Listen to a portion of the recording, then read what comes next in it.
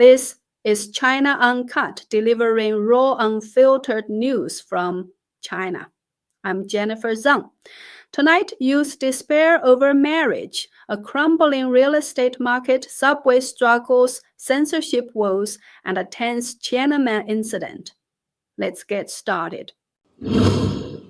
Over half of Chinese university students see marriage and parenthood as unimportant, driven by rising living costs and economic uncertainty.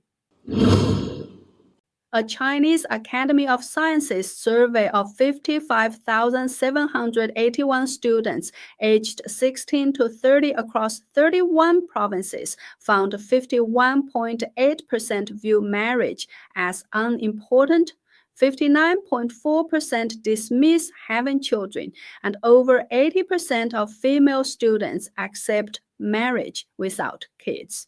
Conducted in 2024, this study shows low interest in love and parenting among 18 to 24-year-olds. Tencent's Guyu data reports that 70% of students live on 1,000 to 2,000 yuan, or about 140 to 280 US dollars monthly, with food consuming nearly 50% of their budgets. Rising costs for utilities, transport, and communication add pressure. A Beijing worker told Radio Free Asia that life feels like a prison, fueling pessimism. Social media posts link this despair to the CCP's overreach. Despite government fertility incentives, young people remain skeptical, citing unaffordable housing and job scarcity. China's real estate market remains in decline, with existing home prices dropping for 37 consecutive months in May 2025, while new home prices show modest gains. China Index Academy data shows existing home prices in 100 Chinese cities fell 0.71% month-on-month to 13,794 yuan per square meter in May 2025, down 7.24% year-on-year, with declines steepening across all city tiers. Meanwhile, new home prices rose 0.3% to 16,815 yuan per square meter, driven by premium projects in cities like Shanghai, up 1.47%. Guangzhou agent Huang Tao told a Chinese language newspaper that only a few high-end projects sell well, with 90% of 400-plus listings struggling. Oversupply and low demand force owners to cut prices, pushing Guangzhou's market back to 2017 levels. Economic uncertainty, job losses, and policy limits like reduced interest rates hinder recovery. Posts on social media suggest public frustration with fears of CCP tactics like housing vouchers to prop up developers. China's metro systems are drowning in debt. Cities are hiking fares and slashing services, leaving riders hot, frustrated, and angry. Subway networks across China are struggling financially. A recent report shows at least 26 cities ran losses in 2024, even after government subsidies.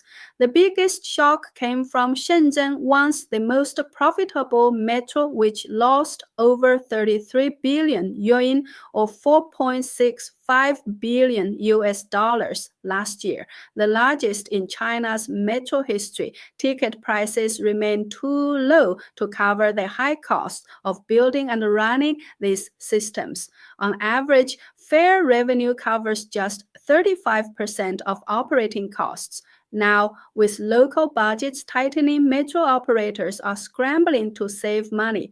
Kunming has raised fares for the first time in 13 years. Chongqing may soon follow. Meanwhile, cities like Foshan and Guangzhou are cutting back on lighting, air conditioning, and even shortening train hours, turning subway rides into steamy ordeals. In Foshan, even with over 2 billion yuan in government subsidies, the metro still posted losses. Ridership is weak, and energy-saving measures are in full swing. Stations now close earlier, lights are dimmed, escalators halted, and cars are often uncomfortably hot. Online, frustrated passengers are asking, can smaller cities really afford to run subways?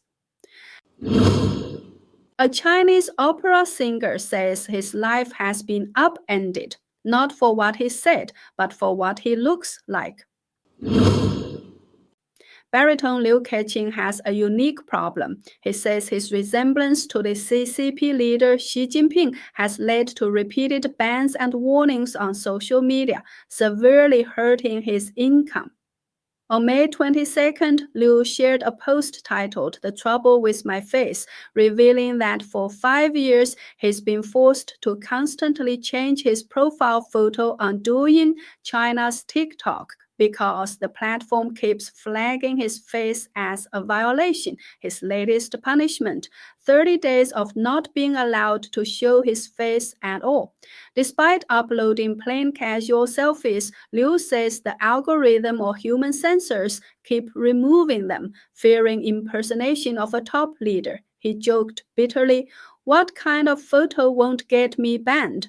Liu, a father of 4, hoped to make money by live streaming music lessons, but with his face repeatedly blocked and live access revoked, that plan collapsed.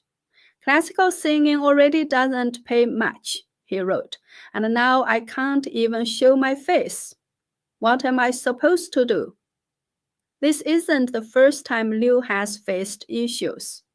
Back in 2020, he had to submit ID documents to prove he wasn't impersonating Xi after being reported.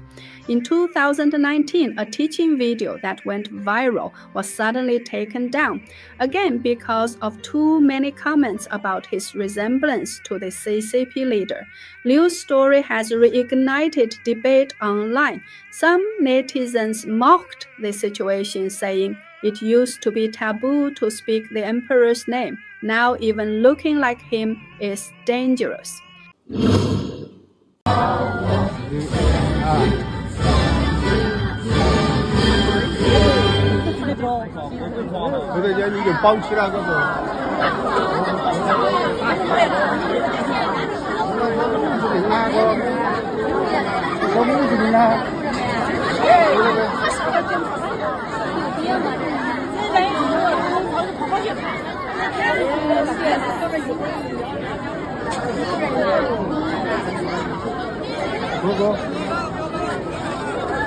我这个家一个保期嘛，这个家。这还一定保期嘞！不要拍了，不要拍了！没特措施，怎么搞的？不翻译字幕搞的啊？不翻译字幕。哦，那看不出来。妈呀！等多年。他刚才从这个位置往下滚下来了。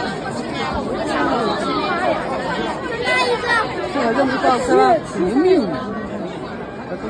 上来了。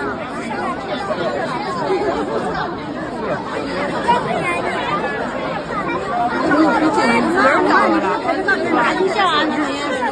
你给小宝拍个视频。